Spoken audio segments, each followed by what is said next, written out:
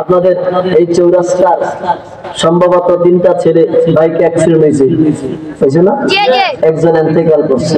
আমরা দোয়া করি আল্লাহ ওই সন্তানকে আপনি জান্নাতুল উচ্চ মাকাম দান করেন, কোন আমিন। সন্তানের পিতা মাতাকে ধৈর্য ধারণ করার মতো সেই তৌফিক দান করেন, কোন আমিন।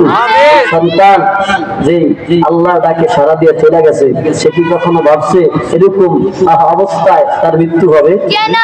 বাবা না, যেহেতু আমরা জানি সবকিছু বুঝি, আরে যাই না শুই না বুঝা যদি জবানকে আমরা বন্ধ রাখি তাহলে কিয়ামতের ময়দানে এই সময়ের জবাব দেওয়া লাগবে কি লাগবে না?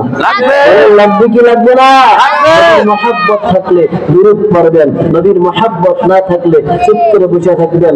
আমার দয়াল নবী, মায়ার নবী, রাহমাতাল লিল আলামিন, সবুজ গম্বুজ থেকে তিনি হায়াতুন নবী, জিন্দা নবী, উম্মতের দৃশ্যগুলো দেখতেছে। এটা আমার শুধু একা আকীদা না, আহলে সুন্নাত ওয়াল জামাতের আকীদা।